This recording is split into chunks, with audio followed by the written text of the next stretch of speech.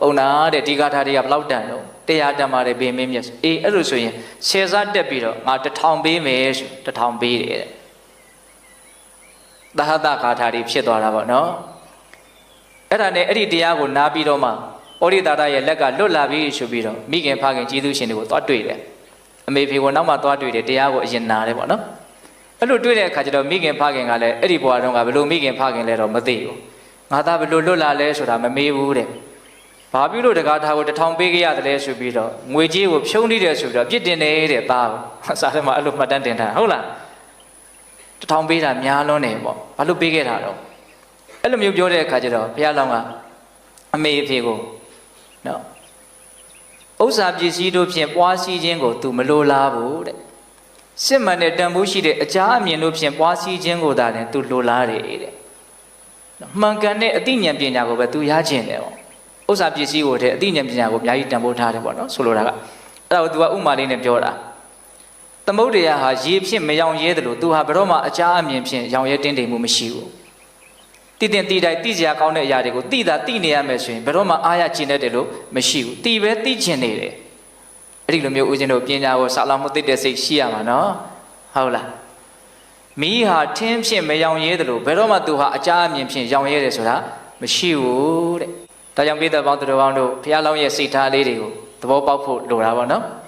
သမုဒ္ဒရာဟာရေဖြင့်မရောင်ရဲတယ်လို့မီးဟာထင်းဖြင့်မရောင်ရဲတယ်လို့သူဟာဘယ်တော့မှအကြအမြင်ဖြင့်ရောင်ရဲတင်းနေနေဆိုတာမရှိဘူးလို့အဲ့လိုပြောတာအဲ့ဒါနဲ့သူကမိဘတွေမမျှော်လင့်တဲ့သူရဲ့မိဖုရားတွေသားတွေသမီးတွေမမျှော်လင့်တဲ့စကားသူပြောတယ်အဲ့ဒါဘာလဲဆိုတော့ငါအခုငါရဲ့ကိစ္စပြီးတဲ့အတွက်ကြောင့်ငါသူပောဓိတာရတွေကိုငါပြန်သွားလိမ့်မယ်တဲ့ပြန်လာခဲ့မယ်လို့သူပြောရတာလေဟုတ်လားအဲ့လိုပြောတဲ့အခါကျတော့အကုန်လုံးကသူတို့နားကိုသူတို့မယုံနိုင်ဘူးဟာဘာလို့ပြန်သွားမှာတော့ဒီတခိုးစီကိုဘာလို့ပြန်သွားမှာတော့ပေါ့နော်အားလုံးသောစစ်တပ်နဲ့ဝိုင်းပြီးတော့ဒီကောင်ကိုအရှင်ဖမ်းမယ်ပေါ့ဒီလိုပဲပြောကြရမှာပေါ့နော်တကယ်ကိုသူတို့နေရာမှာဆိုရင်လည်းအဲ့လိုလုပ်ဖို့ပဲစဉ်းစားမှာပေါ့အဲ့တော့ဘုရားလောင်းကဘယ်လိုစဉ်းစားလဲဆိုတော့သူကတကယ်လို့ငါ့ကိုတတ်မယ်ဆိုရင်တတ်လို့ရတဲ့အနေအထားမျိုးကနေငါ့ကိုပြန်ပြီးတော့လွှတ်လိုက်တာတဲ့တကယ်ဆိုလို့ရှိရင် तू ဟာငါ့ရဲ့ကျေးဇူးရှင်ဖြစ်နေပြီဒါကြောင့်ကျေးဇူးရှင်ကိုငါဘယ်လိုနည်းနဲ့မှပြန်ပြီးတော့ပြင်မလို့မရဘူးတဲ့ဟောအဲ့လိုပြောတယ်အဲ့ဒါကတော့တွေးကြတော့မျိုးမျိုးရှိတာပေါ့ဦးဇင်းကဒါလေးကိုတွေးနေဒါကတော့နည်းနည်းတော့တွေးကြတော့ရှိတယ်ပေါ့နော်သူဖမ်းသွားတဲ့ကိစ္စကိုသူ့ကိုကျေးဇူးရှင်လို့တတ်မှတ်ဖို့ကတော့တိတ်တော့မလွယ်ဘူးလို့ဦးဇင်းကတော့တွေးကြည့်တာပေါ့ဟုတ်လားသူဖမ်းလို့သူ့လက်ကသူပြန်လှုပ်လိုက်တာသူဖမ်းပြီးတော့သူပြန်လှုပ်တာကိုသူ့ကိုကျေးဇူးရှင်လို့ပြောဖို့တော့နည်းနည်းတော့ဒါကတော့ကိုယ့်ကိုတွေးကြည့်တာပေါ့နော်အဲ့မှာနောက်ပြောတာကိုဦးဇင်းကသဘောကျတယ်မစိုးရိမ်ညနဲ့တဲ့ငါမှပြုတ်ထားတဲ့ကောင်းမှုတွေရှိတယ်တဲ့အမှန်ကကျေးဇူးရှင်မို့လို့မပြစ်မှားတာလို့ဦးဇင်းကမထင်ဘူးဒါဉာဏ်ရှိတဲ့ပုဂ္ဂိုလ်ပဲအဲ့လိုအကျဉ်းဖက်တဲ့နည်းနဲ့သွားလို့ရင်ပြဿနာအများကြီးပိုတက်နေတယ်ဟိုမှာမင်းတွေဖမ်းထားတာလည်းအများကြီးရှိတယ်သူ့ကိုယ်သူယုံကြည်မှုရှိတာလို့ပဲဦးဇင်းကထင်တယ်နော်တုဒ္ဒသောမဟာသူ့ကိုယ်သူယုံကြည်မှုရှိတာထင်ဒီစကားကိုထောက်ကြည့်လိုက်လေမစိုးရိမ်ကြနဲ့တဲ့ငါမှပြုတ်ရသောကောင်းမှုရှိတယ်ဘာမှမဖြစ်နိုင်ဘူးပေါ့ဒီနေ့အဖြစ်နော်ဒီလူဆိုးကိုသူဆုံးမနိုင်လိမ့်မယ်လို့သူ့ကိုယ်သူယုံကြည်မှုရှိတယ်လို့ဦးဇင်းထင်တယ်ဟုတ်လားအဲ့ဒါကြောင့်မို့လို့သူပြန်သွားမယ်ပေါ့ဘယ်သူမှလက်မခံဘူးအကုန်လုံးအဲ့ဒါနောက်နေ့မနေ့ရောက်တော့ယုံနဲ့လိုက်ကြတာပေါ့နော်တိုင်းသူပြည်သားလည်းအရန်ချစ်တာဆိုတော့လိုက်ကြအဲ့ဒီမှာဘုရားလောင်းကနော်လှန်တဲ့မြေကြီးကိုအရေးအကြောင်းလုပ်ပြီးတော့ဒီအရေးအကြောင်းကိုလွန်လို့ရှိရင်ရာဇဝတ္တန်တနည်းအားဖြင့်ငါ့ကိုချစ်ရင်ဒီအရေးအကြောင်းကိုမဖြစ်ကြနဲ့ဆိုအဲ့ဒီနည်းနဲ့ထားခဲ့ရတာငါပြန်လာခဲ့မယ်ဆိုတဲ့သဘောမျိုးလည်းရှိမယ်လို့ထင်ပါတယ်ဟုတ်လားအဲ့ဒါနဲ့အဲ့ဒါဗောဓိတာရတွေကိုရောက်တဲ့အခါကျတော့ဗောဓိတာရကပါလုံနေတုံးဆိုတော့မီးဖိုးပြီးတော့တစုတွေချွန်းနေတယ်တဲ့ဘိုလူတွေကိုတတ်ပြီးတော့ကင်စားမယ်ပေါ့နော်မိဘကြီးဖိုးထားတဲ့တစုချွန်းနေတာအဲ့ဒါခြေတံကြတော့နောက်က6666နဲ့ခြေတံကြတော့လှည့်ကြည့်တော့ဘုရားလောင်းလာတာကိုတွေ့ရတယ်အယံကိုအံ့ဩသွားတယ်ဟုတ်လားကိုယ်တတ်မယ်ဆိုတာကိုသိတဲ့နေရာကိုဒီလူပြန်လာတယ်ပေါ့စိတ်ထဲမှာဦးစင်းထင်ပါတယ်ပုရိသတာနည်းနည်းတော့ကြောက်သွားမယ်လို့ထင်တယ်ဟုတ်လားမကြောက်တဲ့လူကိုတွေ့လို့ရှိရင်ကြောက်တတ်တဲ့သဘောရှိရနော်ဟုတ်လားအဲ့ဒါနဲ့ပုရိသတာကဒီရှင်မင်းပြန်လာတယ်နော်ပြန်လာတယ်ဆိုတော့ဘုရားလောင်းကကိုင်းငါရောက်ပြီမင်းငါ့ကိုတတ်ပြီးတော့မင်းရဲ့ညောင်မေဆောင်တက်ကြီးကိုပူဇော်မယ်ဆိုရင်လည်းပူဇော်လိုက်ဒါမှမင်းကိုယ်တိုင်စားမယ်ဆိုရင်လည်းစားလိုက်ပူဇော်ခြင်းလည်းပူဇော်စားခြင်းလည်းစားကြိုက်တယ်လို့ခွင့်ပြုလိုက်တယ် အဲ့ဒီလိုခွင့်ပြုလိုက်တော့သူကဘာစိတ်ဝင်စားတော့ဆိုတော့ဘာကြောင့်မကြောက်တာလဲဆိုတာကိုသူအကြီးကျယ်စိတ်ဝင်စားတယ်စဉ်းစားနော်အဲ့ဒါဘာလို့မကြောက်တာလဲလို့သူတွေးတဲ့အခါကျတော့ဒီရှင်ဘုရင်ကဂါထာ၄ပုဒ်ကိုသွားပြီးတော့နာယူမယ်လို့ပြောတယ်အဲ့ဒီဂါထာ၄ပုဒ်ရဲ့အစွမ်းကြောင့်သူမကြောက်တာဖြစ်မယ်နဲ့တူတယ်အဲ့လိုဆိုလို့ရှိရင်ငါလည်းပဲမကြောက်တဲ့လူတစ်ယောက်ဖြစ်ရင်တော်တော်ကောင်းမယ်ဟာသူလည်းပဲကြောက်တတ်တဲ့သဘောရှိတယ်ဆိုတာသိကြတယ်နော်သူမကြောက်ချင်တဲ့လူပေါ့နော်အဲ့ဒါဘာလို့မကြောက်တယ်လဲဒီဂါထာတွေကြောင့်မကြောက်တာဖြစ်မယ်အဲ့ဒါနဲ့ဒီဂါထာတွေကိုသူ့ကိုဟောဖို့တောင်းပန်ဒီဂါထာတွေကိုသူ့ကိုဟောပါအဲ့တော့ဘုရားလုံးကဘာပြောလို့ဆိုတော့အော်မင်းနဲ့ဒီဂါထာတွေနဲ့တန်လို့လားတဲ့နည်းနည်းနှိပ်ကွက်တာပေါ့နော်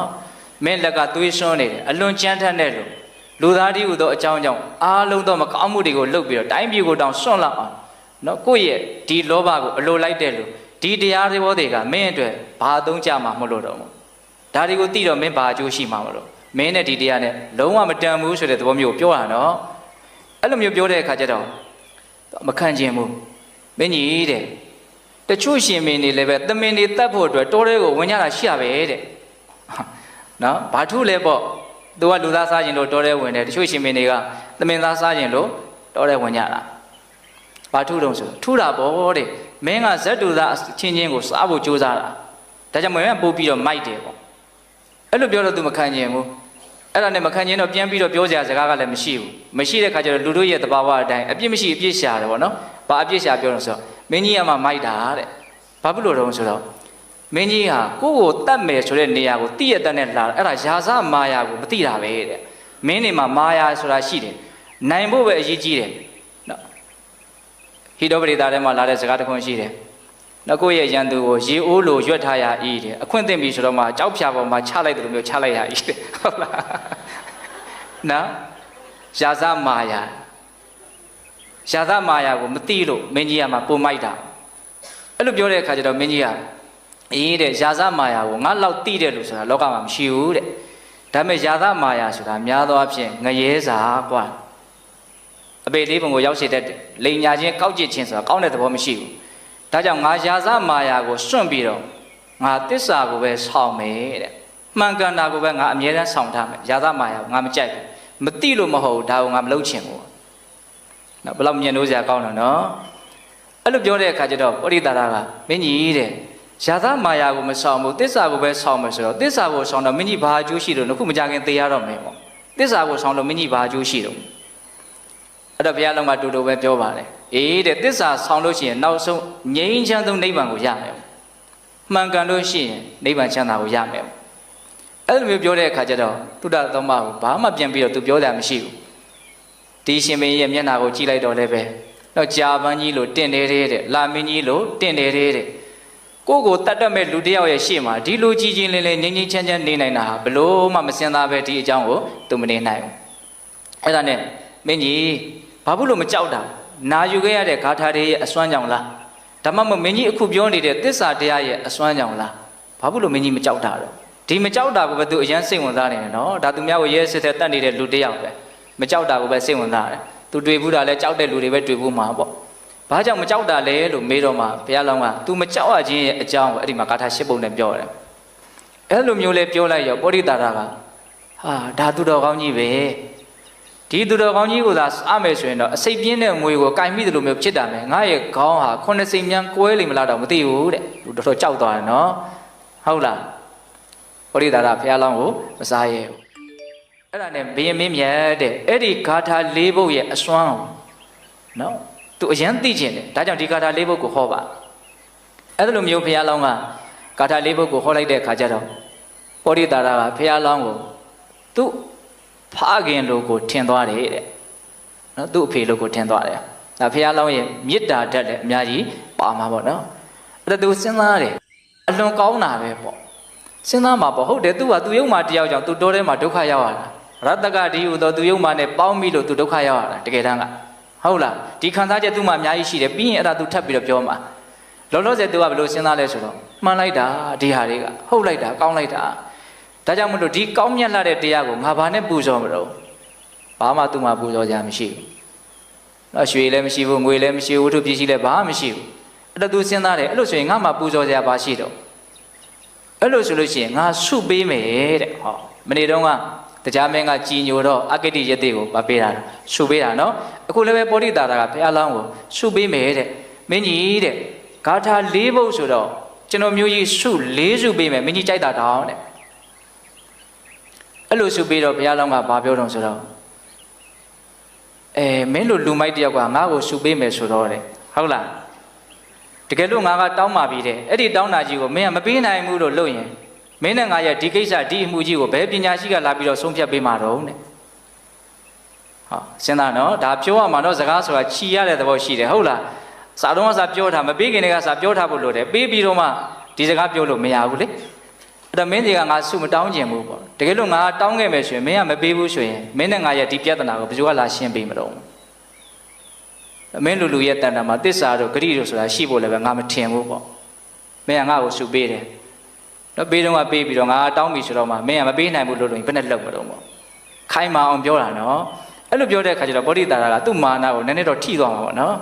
အဲ့တော့ဘာပြောဆိုမင်းကြီးတဲ့အသက်သေးခြင်းသေးပါစေတဲ့မင်းကြီးသာလိုချင်တယ်ဆိုရင်အသက်စွန့်ပြီးတော့အဲ့ဒီဆုလေးစုကိုသူပေးမယ်တဲ့ကြိုက်တာကိုဒါတောင်း၄မျိုးတောင်းအဲ့လိုမျိုးဆုတောင်းတစ်ခိုင်းတဲ့ခါကျတော့ဘုရားလောင်းကစဉ်းစားတယ်ဗောဓိတာရတော်တော်ကိုရဲရင့်နေပြီပေါ့တသေးချာပေါ့ငါတောင်းတဲ့ဆုကိုသူပေးနိုင်လိမ့်မယ်တပည့်ဆုကိုတောင်းကျင်တော့ဆိုတော့လူသားကိုစွန့်မှာဆိုတဲ့ဆုကိုတောင်းကျင်တာဒါပေမဲ့အဲ့ဒီဆုကိုအရင်တောင်းလို့ရှိရင် तू အလွန်ကြိုက်တဲ့ဒီလူသားဟုတ်လားဒီလူသားကိုကြိုက်လွန်းလို့မိသားစုကိုရောတိုင်းပြည်ရောစီးသိမ်ရောပြောရရင်ဘဝကိုပါ तू စွန့်ပြီးတော့လာခဲ့တာလို့မဆိုနိုင်ဘူးလားဆိုရင်တော့ဒါကိုဘုရားလောင်းကအရင်စပြီးတော့မတောင်းဘူးပင်မမှာဆိုလို့ဘာကိုရင်စပြီးတော့တောင်းတော့ဆိုတော့နောင်နှစ်ပေါင်း100မင်းကိုချမ်းချမ်းသာသာရှိနေတာကိုငါမြင်မရစေတဲ့ဒါကအလွန်လိမ္မာတဲ့ဆိုတော့မယ်ပေါ်လိုက်ပြီးတော့ပြောရရင်ငါ့ကိုမတတ်နဲ့လို့ပြောတာဟုတ်တယ်မဟုတ်လားစဉ်းစားနော်သူသေးလို့ရှိရင်မြင်ရပါမလားဘယ်လိုလုပ်မြင်ရပါမလို့နော်နောက်နှစ်ပေါင်း100တီမင်းကိုငါချမ်းချမ်းသာသာရှိနေတာကိုမြင်မရစေရုပ်တရက်ကြည့်ရင်တော့သူ့ပေါ်မှာအကျိုးလိုလားတယ်လို့လည်းပဲထင်စရာတော့ရှိတယ်ဒါလည်းပါတော့ပါတာပေါ့နော်ဒါပေမဲ့အဓိကကပါလေသူ့ကိုတက်မတက်ဖို့ပြောတာနောက်ဒုတိယဆုကဘာလဲဆိုတော့ဖမ်းထားတဲ့ရှင်မင်းတွေကိုပြန်ပြီးတော့လွှတ်ရမယ်နောက်တတိယဆုကအဲ့ဒီရှင်မင်းတွေကိုလွှတ်တဲ့ဟာကျွန်းဖြစ်ပဲထားမယ်ဘာဖြစ်ပဲထားမယ်ဆိုဒုက္ခရောက်အောင်မှာဒါကြောင့်အဲ့ဒီရှင်မင်းတွေကိုသူ့တိုင်းသူ့ပြည်ကိုပြန်ပြီးတော့တေးချာပေါက်ပြန်ပြီးတော့အပ်ရမယ်ပို့ရမယ်ဆု3ဆုရှိပြီနော်နောက်ဆုံးဆုကဘာတောင်းတော့ဆိုတော့လူသားကိုမစားဘူးဆိုတဲ့ဆုကိုတောင်းတယ်အဲ့ဒီဆုကိုလည်းတောင်းလိုက်ရောပောဓိတာရကရေတယ်တဲ့ဘယ်လို့မှဒီဆုကိုမပေးနိုင်ဘူးတဲ့ဟောလာပြီနော်ဒီပြဿနာတွေ့မှာဆိုလို့ဘုရားလုံးကစောတဲ့စကားချီထားတာဟုတ်လားမပေးနိုင်ဘူးတဲ့ဒီဆုကိုအဲ့လိုပြောတဲ့အခါကျတော့ဘုရားလောင်းကဟာပောဓိတာရမင်းကစကားကိုနှစ်ခွပြောတဲ့လူလားစောသောတုန်းကတည်းမင်းကငါပြောတယ်မင်းနဲ့ငါနဲ့ဒီပြဿနာတက်လာရင်ဘယ်ပညာရှိကလာရှင်းပေးမလို့ငါပြောထားတယ်အဲ့ဒီတုန်းကမင်းပေးပါမယ်လို့ပြောတော့အခုမပေးဘူးလို့လုပ်တယ်မင်းဟာစကားနှစ်ခွရှိတယ်လို့ပဲတမင်းကြီးတဲ့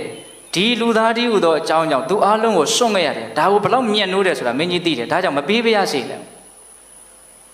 အဲ့လိုပြောတဲ့အခါကျတော့ဘုရားလောင်းကမင်းဟာဂရိမတီးတဲ့လူပဲနော်မင်းဟာသစ္စာမရှိတဲ့လူပဲပေါ့အဲ့ဒါကြောင့်မလို့မင်းရဲ့အနေအထားအလွန်ရှက်စရာကောင်းတဲ့အနေအထားဖြစ်တယ်ဒီစုကိုငါရခြင်းတယ်အဲ့လိုပြောတဲ့အခါကျတော့ပောဓိတာရကငိုတယ်တဲ့ရှေ့မှာငိုတာမြေ့ကြပြီးတော့ငါကလည်းစုကိုပေးမယ်လို့ပြောခဲ့ပြီးသားဖြစ်နေတယ်ပေါ့မင်းကြီးကလည်းပဲဒီစုမှာတခြားစုကိုယူမှာမဟုတ်ဘူးဆိုတာလည်းငါသိတယ်